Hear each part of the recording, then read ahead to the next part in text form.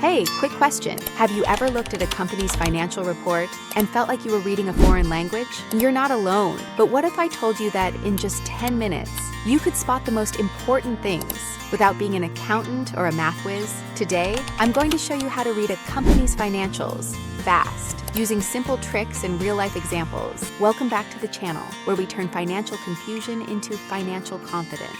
If you're new here, hit that subscribe button and ring the bell so you never miss a strategy that could change your life. Grab your coffee, and let's make sense of those numbers together. Why should you even care? Let's be real. Why bother with financial statements? Well, imagine you're thinking about investing in a company, working for one, or even just buying from them. Wouldn't you want to know if they're healthy or about to go bust? Financials are like a health checkup for a business. And trust me, you don't need a finance degree to get the basics. Step 1, the 3-page shortcut. Here's the secret. You only need to look at 3 pages: the income statement, the balance sheet, and the cash flow statement. Think of them as the what happened, the what do we have, and the where's the money going pages. The income statement is like a movie of the company's year. Did they make money or lose it? The balance sheet is a snapshot. What do they own and what do they owe right now? The cash flow statement is the bank statement. Did cash come in or did it leak out? Step 2, the income statement. Did they make money? Start here. Look for total revenue or sales. That's all the money coming in. Next, find net income at the bottom. That's what's left after all the bills are paid. If it's positive, great.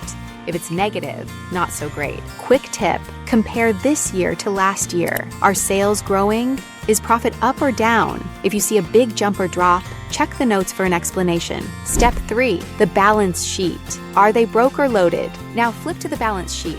Look for total assets, what they own, and total liabilities, what they owe. If assets are way bigger than liabilities, that's a good sign. If it's the other way around, be careful. Here's a super simple ratio. Divide current assets by current liabilities. If it's above 1, they can pay their bills. If it's below 1, they might be in trouble. Step 4, the cash flow statement. Is there real money? Profits are nice, but cash is king. The cash flow statement tells you if the company is actually bringing in cash. Look for net cash from operating activities. If it's positive, the business is generating cash. If it's negative, they might be burning through money, even if they look profitable on paper. Step 5, look for trends, not just numbers. Don't get stuck on 1 year. Scroll back and look at a few years if you can. Are sales and profits going up, down, or sideways? Is debt piling up, or are they paying it off? Trends tell you more than any single number. Step 6, red flags and green lights.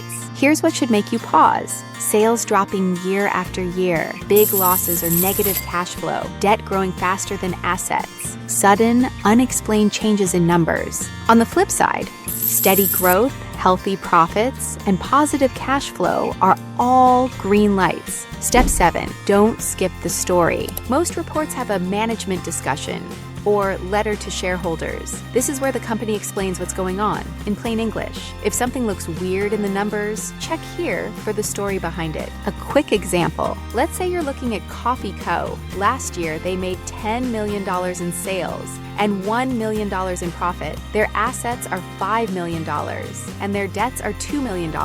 Cash from operations is positive. Over the last 3 years, sales and profits have grown steadily. That's a company with a solid story. But if you see sales dropping, profits turning into losses, and cash flow going negative, it's time to dig deeper or walk away. Your 10-minute checklist. Here's your cheat sheet for any company. Check revenue and net income on the income statement. Compare assets and liabilities on the balance sheet. Look for positive cash flow from operations. Scan for trends over a few years. Read the management story for context. That's it. You don't need to be a numbers nerd to get the big picture. Final thoughts. Remember, financials aren't about perfection.